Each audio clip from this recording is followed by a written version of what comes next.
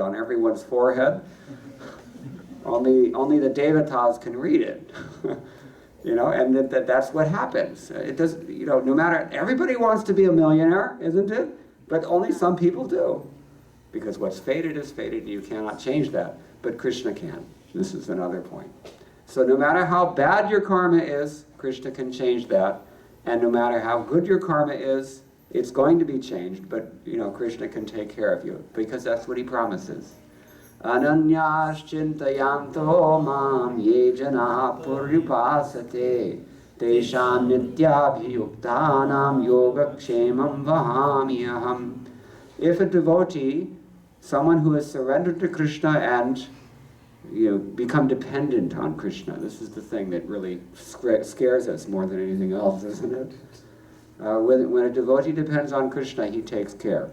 And there are so many examples, we could tell so many stories, but the point that I'm making at this moment is that we are going to lose our assets. So do not be proud and do not be, complacent, and do not assume things that cannot be assumed. This is the point.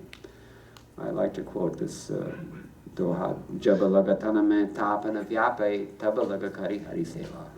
As long as you have the opportunity, use this life to worship Krishna and get out of this cycle of repeated birth and death in which you have to undergo these kinds of problems. Once in the Brihadaranyaka Upanishad, the sage Vamadev, he had a stunning realization. He thought, oh my God, once I was the sun. That we've been talking about the sun. He said, once I was incarnated as the sun. Once I was Manu. What happened to me? Look at me now. You see? And similarly, how many of us remember when we were animals? Or serial killers? Or, I mean, any number, there's so many different forms of life that we can take. We cannot assume anything. We don't know the whole picture. We don't know past, present, or future. We know a little bit of the present, but even that's usually clouded, because most of us are covered by Rajoguna, Tamoguna. Rajoguna means desires. Desires cloud your vision sometimes, don't they? Have you experienced that? Desire clouds your reason, it just clouds your sight. And certainly ignorance does. If you don't even know something, you can't misunderstand it. You see? This is very prominent in this day and age, again, because it's Kali Yuga.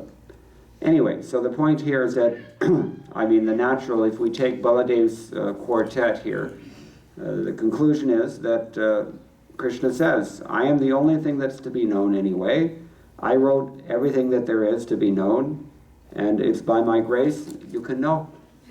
You can know me. Bhaktyamam abhijanati yavanishchasmi tatvataha ityadi. Means that by becoming my devotee, what does it mean to become Krishna's devotee? 4 simple things. Manmana, bhavamad bhakto, madhyaji, mam namaskuru. So simple, so easy. It's not, well, I said it's simple. Not necessarily easy because we're very conditioned. But that conditioning dissolves when we chant this Mahamantra, Hare Krishna, Krishna Krishna, Hare Hare, Hare Rama, Rama Rama, Hare Hare. I mentioned the other day, Iti Shorashikam Nam Nam Kali Kalmashan Ashanam Nataha Parotaropayo Sarva Vedeshu Drishyate. If you scan throughout all the Vedas looking for an appropriate upaya or means of purification, self-improvement, we might say, or God realization, you will not find something that has the potency to wipe out the ill effects that we've been describing of this Kali Yuga. You will not find anything as effective as this Mahamantra, these 16 names. 16 names means there's Hare Krishna, Krishna Krishna, Hare Hare, Hare Rama, Rama Rama, Hare Hare. It's actually only 3 names, but it's 16 words. This Mahamantra is especially meant for this Kali Yuga. This process has been especially emphasized on the basis of the Shruti mantras and the Shastras as well, by Sri Chaitanya Mahaprabhu especially, who is the 16th century founder of this Hare Krishna movement. And now we have the opportunity to take advantage of it if we choose to do so. So our humble request is that everybody please chant this Maha Mantra, Hare Krishna, Krishna Krishna, Hare Hare, Hare Rama, Rama Rama, Hare Hare. It's an easy way to do these four things that Krishna tells us. Manmana, to fix your mind on him. Pavamad Bhakto, to become his devotee, because when your heart becomes purified through chanting, that becomes an attractive option. Madhyaji, to worship him in this way. Yajnanam japa yajñosmi, Krishna says in chapter 10. Of all the yajñas, or the sacrifices you might offer to God, he says this japa is actually the best thing. It's in Bhagavad Gita. And if not japa, then satatam kirtayanto mam yatantascha dridhavrata ityadi. There's always chanting, singing, as we were doing earlier. He also mentions that in Bhagavad Gita. And Mam Namaskuru, just bow down to me. The Prabhupada sometimes translates this Mahamantra, although it's actually only composed of names of the Lord.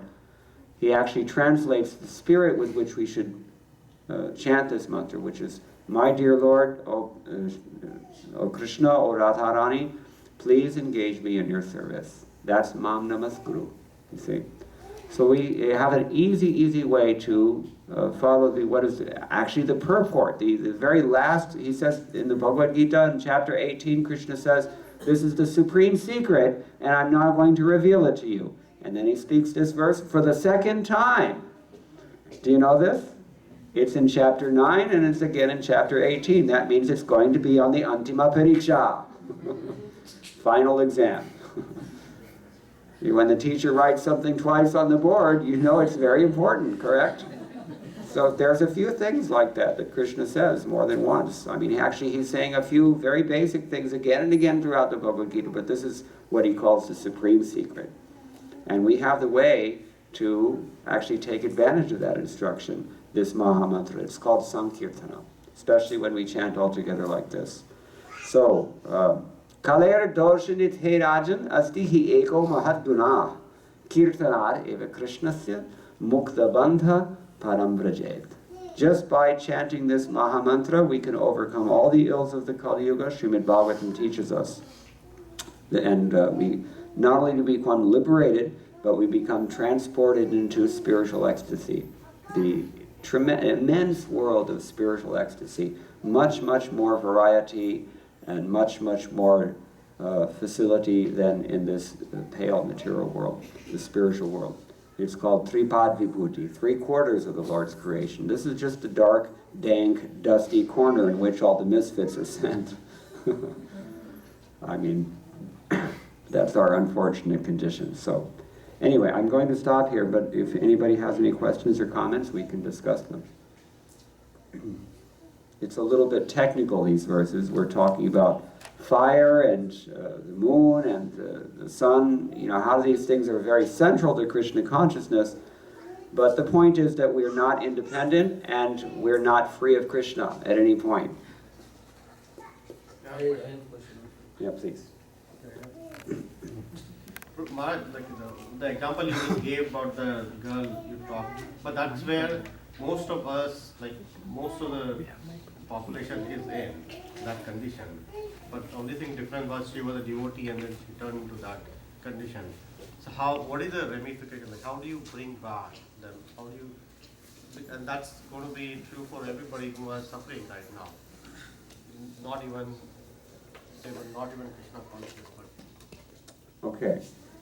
I'm not sure I understand your question, but I think you're asking that given that everyone is so fallen in the age of Kali, or is instead maybe susceptible to falling in this age of Kali, then how do we safeguard against that? Right. That's what I just have been describing for the past, you know, we chant this Hare Krishna mantra, and there's a way to chant the Hare Krishna mantra that guarantees success also. And that is the process of Krishna consciousness. Mainly it's affected through what? Who knows? The other night in Folsom we discussed hearing. That's one important element.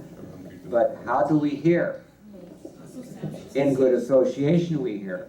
Srimad Bhagavatam Arthanam Asvadai Rasikai Saha, Rupa Goswami says. in the association of devotees who are more advanced. Or if you don't believe Rupa Goswami, then you can listen to Tulasidas, and he said likewise. Do you know this one? What is it? Anyway, he said it. Yeah, thank you.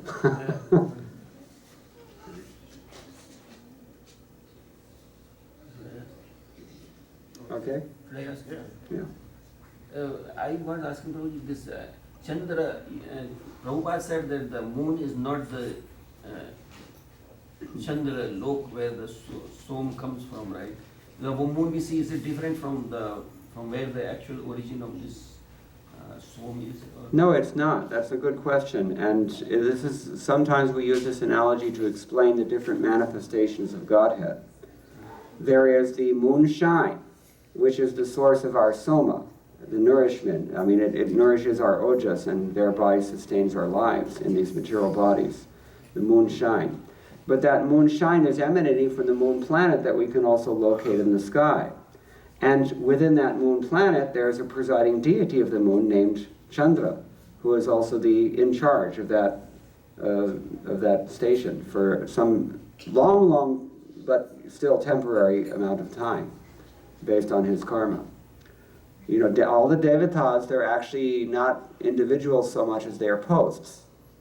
And by good karma, a person can actually become the moon god. In other words, he can become the president of the moon planet, so to speak. You see? So there's three ways to look at it.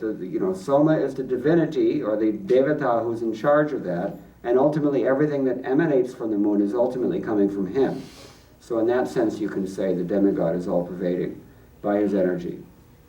You know, wherever the moon shines, that's where Soma, Birajman hai, as we say in Hindi. Is that okay? Anything else? Yeah. Maharaj, you've been on your background since you joined when you were 50 years old. Let's ask other questions on the lecture first. Anything else? Yeah, please. Since the moon's light is reflected from the sun, wouldn't you get more soma from being in the sunlight? You're assuming that the moon is a reflection of the sun, correct? No, the light from the moon is reflected from the sun. Yeah, you're assuming that, right? Where did you hear that? Well, astronomy. Astronomy. And where did the astronomers learn that? Looking at the sky. I'm sorry? Looking at the sky. Okay, so by sense perception, right? Okay, now when I look at the sky and see the moon looks to be about the size of a dime. Is that accurate? No. Right. So sense perception is a faulty process. We accept, our epistemology, to use a big fancy Latin word, is that we hear from authorities and we privilege that process over just observation of the senses, or even the other praman, which we call anuman, which means speculating and guessing and extrapolating from information that we know. It's a faulty process. In essence, it's a faulty process, and we need to recognize that, because many times, scientists will give us a view that's maybe not accurate or even wrong. And many times we've seen, in fact, that scientists will later, cancel out a previously held belief, and so that then the question arises: are we constantly advancing in knowledge by that process, or are we perpetually in ignorance? Do you see the point? So in Krishna consciousness, we accept what is called Shabda Praman, which is the proof of authoritative testimony coming from reputable, reliable, standard authorities. And there are rigorous requirements for qualifying as one of those as well. Is that clear? On that, then why is there a dark side of the moon? Dark side of the moon. Like the one where there's not as if there was light reflected on the earth. When the sun reflects light, when the sun hits the earth, the rays, then we can see the side that's not facing the sun it's nighttime and it's dark. Right. And we see the same with the moon. So. Well, you don't really see the dark side of the moon, do you? That was just a. Do you see it? You can't, if it's dark, you can't see it. Well, you can. Yeah. You know it's there. It's not like half a moon. Yeah, It was a word of speech. See. yeah. The- Right. Well, the moon goes through phases just like all of us do. I mean, I don't want to give you glib answers here, but it's not really on the topic. These are things we're hearing from authorities here, and we're discussing, you know, the science of Ayurveda, which is very, you know, it's very scientific. I'm not a specialist in that branch of knowledge, so I'm not the best person to answer it, I would say, honestly. Is that okay? Okay. Anything else? You was mentioning, Guruji, that association and then basically like just to, so there's so much disbalance right now, and with association we can just bring that thing. And in the normal world, like again, we are all guilty, like we have those times where we have to work extra and all those things. How to keep the balance and then Yeah. maybe not even able Well, eventually it's going to have to come to the hard, cold reality that we're living in a society that basically doesn't work. And that's the thing, that's the bitter pill that nobody seems to want to swallow. And you know, it's not an easy thing to accept that, because it means you have to look, you have to, at a very fundamental level, you have to start looking for alternatives. You know, Srila Prabhupada was actually pushing this increasingly in his later years. In fact, he gave roughly 80% of the instructions that he ever spoke on the topic of Varnashram Dharma, in which he emphasized the socioeconomic aspects of that Dharma. He gave 80% of those instructions within the last 3 years that he was present, because he saw, I think, that in his own disciples even, you know, that there were challenges to them following the basic practices of sadhana bhakti, because the environment itself is not conducive.